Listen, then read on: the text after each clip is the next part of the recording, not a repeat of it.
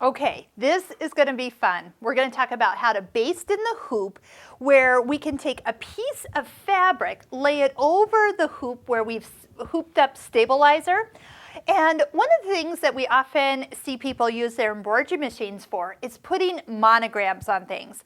So let's pretend that we're doing it on a corner of a napkin. So I have gone ahead and marked a plus or a center point where I want the lettering to go. Now, because it's on the diagonal, this is not going to be something that we're going to hoop. So we're going to use the basting in the hoop feature first. So I'm going to use the not the graphite, we have two. I'm going to use the graphite in the largest size. So we're going to just, if you have a design on your screen, just go ahead and type in 302. That gets us to our lettering in the largest size. And because I'm a Sarah and my last name also starts with an S, I usually do S's. So once I'm here, then we can go ahead and touch the picture with the hoop and the hoop and foot feature.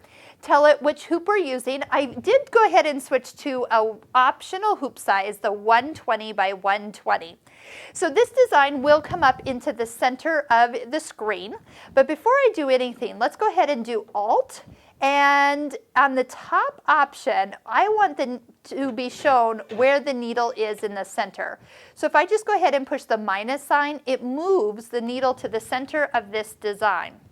And then we're going to bring that whole entire piece of fabric to the needle. So instead of just putting it down and then moving the design to that mark, I like to go the opposite way, and we're going to just bring that needle down into the center of that. Now I'm going to just kind of eyeball from left to right here and just see if I'm parallel to myself and I'm happy with the results.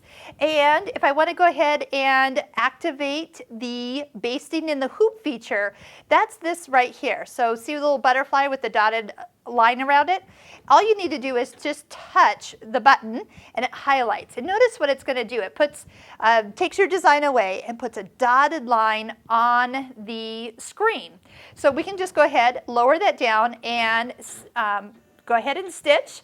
And what this will do is go around the perimeter in a very large stitch. Yes, it will stop so I can cut the thread. The large stitches, so it makes it really easy to remove later. But what it's doing is it's tacking this fabric to my stabilizer before we do anything.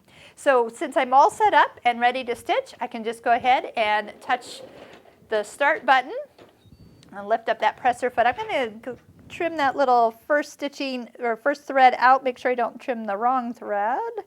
There we go. Okay, lower the presser foot, touch OK, and start. And that is how easy it is to use the basting in the hoop feature for an area you want to stitch down, and for a place in an area of fabric you cannot hoop.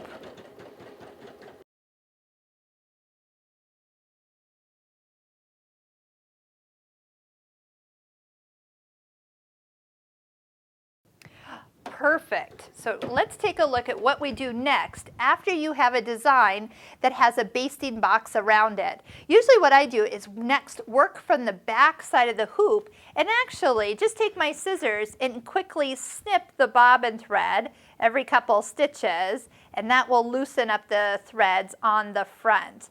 And really, once you do a little wash of the fabric or give it a little press, because this fabric marker goes away with the heat of an iron, then we can get all of that easily removed. And look, the perfect design located exactly where you want it.